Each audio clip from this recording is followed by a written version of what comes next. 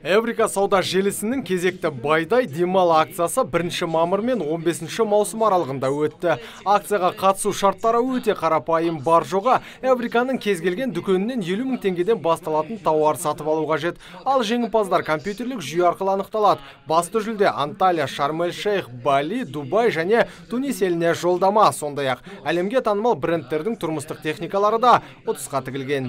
Да, друзья, путевка в Шарм-эль-Шейх уходит в город Туркестан, Асанбаеву Ерлану.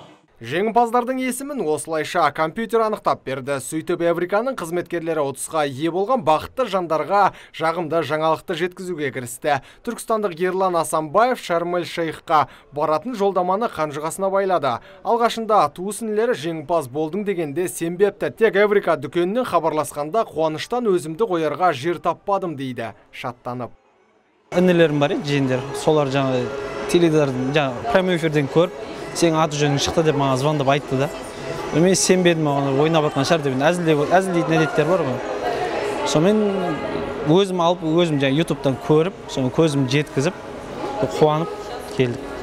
Эврика сауда желісінің акциялары кезінде күтпеген жағдайлар жиі орын алып тұрады. Мәселен, Тараз қаласының тұрғыны Эльвира Сатенова тауар сатып алуды жоспарламаған. Алайда телефонын жоғалтып Эврикадан заманауи смартфонды несиеге рәсімдеген. Сол кезде қызметкерлер акция туралы айтып қатысушылар тізіміне қосыпты. Бірақ Эльвира 30 туралы сол мезетте есінен шығарған. Сөйтіп арадан ай өткенде Эвриканың өкілдері қуанышты хабарды жеткізіпті. Я даже как-то заполнила карту, вышла и забыла об этом розыгрыше. Мен картаны толтырып шығып кеттім. Сол күйі акция туралы ұмыттым. Себебі бұл өтірік деп ойладым.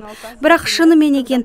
Маған хабарласқанда сенбей телефон алған жеріме бардым. Ондағылар растады. Жатыс отбасы болғандықтан шетелге шығу ерте. Сондықтан жолдаманы айырбастадым. Осы сертификатпен тұрмыс техникаларын алмақпын. Республика көлемінде ұйымдастырылған акция кезінде қарапайым 7 сайлық шаруада шетелге жолдама ұтып алды. Тағы біреуі Қарағанды қаласында табысталады. Ал Балиге баратын жолдаманың шымкенттік иесіне Эвриканың қызметкерлері хабарласа алмай жатыр екен. Тағы бір айта кетерлік жайт, Эврика мұнымен шектеліп қалмақ емес. Алда тағы да түрлі акциялар болады. Вот уже более 18 лет компания... Міне 18 жылдан бері Эврика компаниясы тұтынушылардың сеніміне ие болу үшін барын салып жатыр. Сондықтан мұндай акцияларды ай сайын өткізіп тұрамыз. Мәселен, отысқа автокөлік жолдама және тұрмыстық техникалар жиі тігіледі.